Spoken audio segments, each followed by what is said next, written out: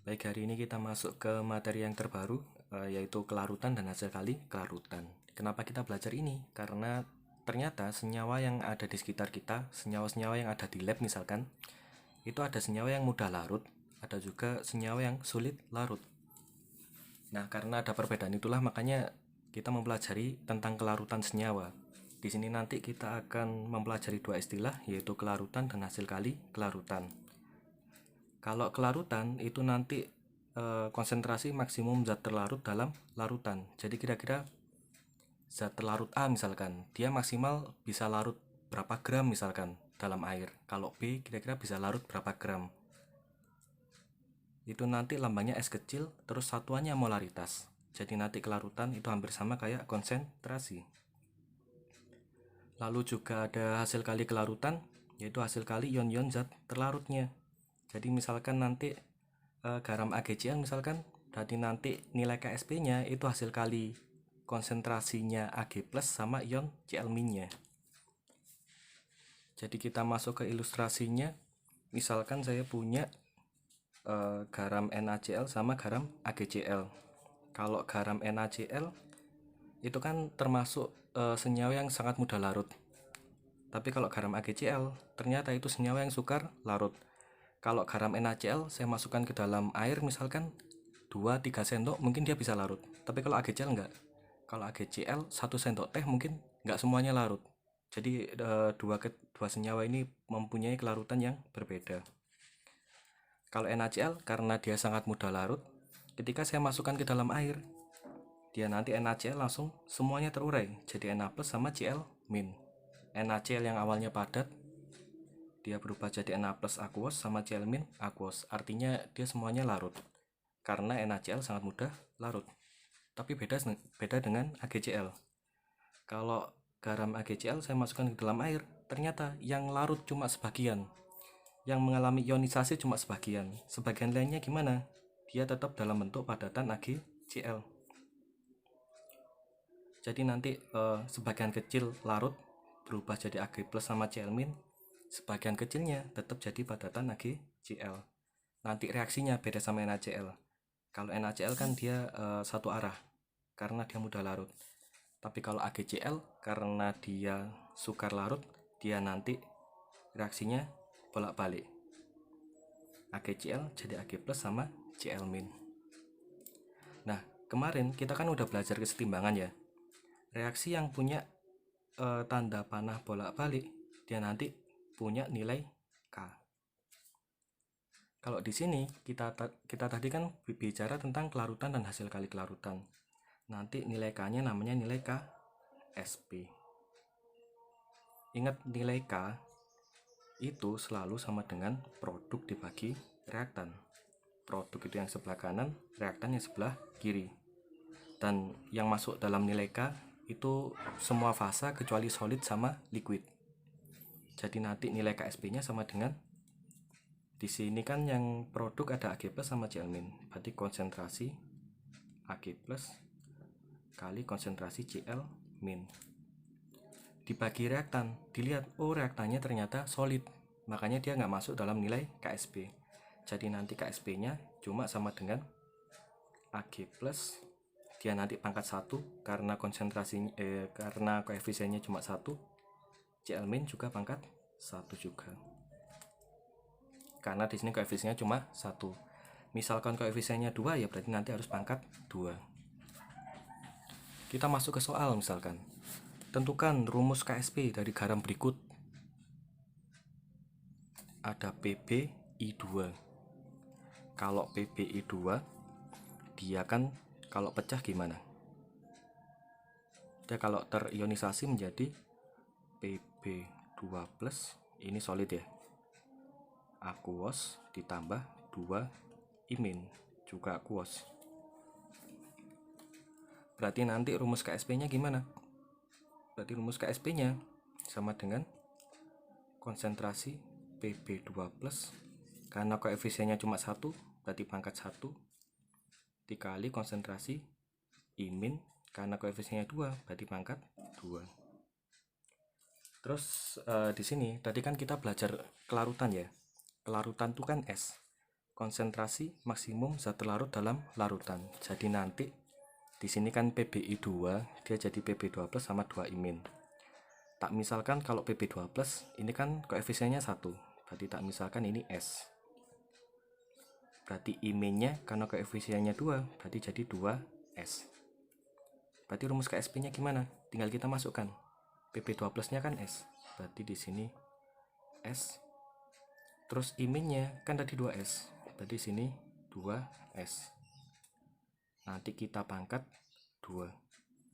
Berarti rumus KSP-nya gimana? Berarti KSP sama dengan ini S, di sini 2 pangkat 2, 4, S pangkat 2, S pangkat 2.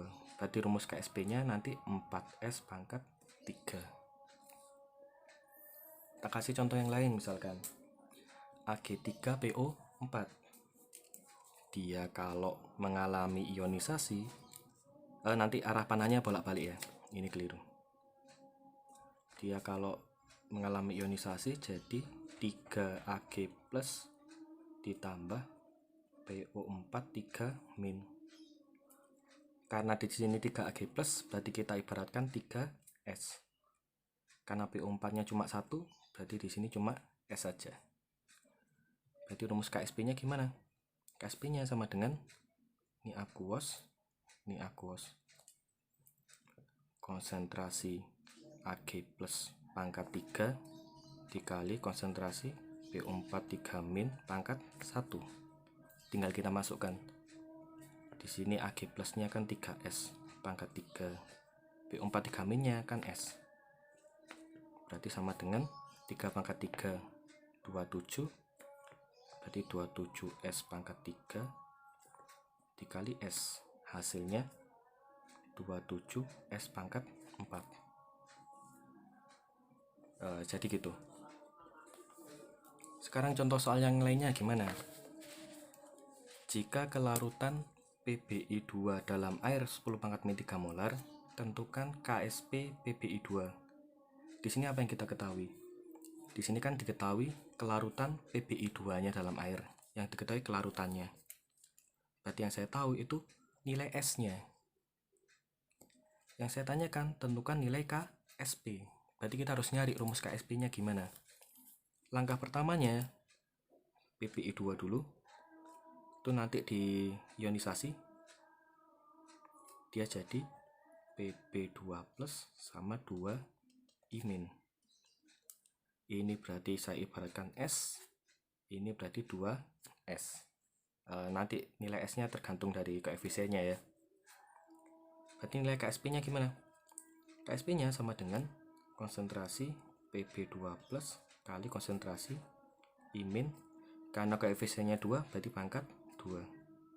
Tinggal kita masukkan. Berarti S di sini 2S pangkat 2. Ketemunya ini S kali 2 pangkat 2 4, S pangkat 2 S kuadrat. Ketemu 4S pangkat 3. Oh, ternyata KSP-nya sama dengan 4S pangkat 3. Di soal diketahui kelarutannya atau S-nya, ditanyakan KSP-nya. KSP-nya ditanyakan, S-nya tahu. Berarti tinggal kita masukkan aja. KSP-nya sama dengan 4, S-nya 10⁻³ pangkat 3. Berarti gimana?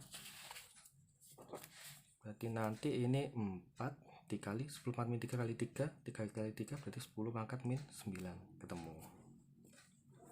Jadi intinya nanti di sini kalian harus bisa reaksi ionisasi sama menentukan nilai KSP-nya, rumus KSP-nya. Sekarang contoh soal yang lain, misalkan diketahui KSP Ag3PO4 2,7 kali 10⁻⁴ berapa kelarutan Ag3PO4? Ini yang diketahui KSP-nya. Yang saya tanyakan kelarutannya. Berapa kelarutan? Berarti yang saya tanyakan S-nya berapa? Dibalik berarti ya, sama soal yang tadi. Lalu berapa konsentrasi maksimum Ag+ dalam air?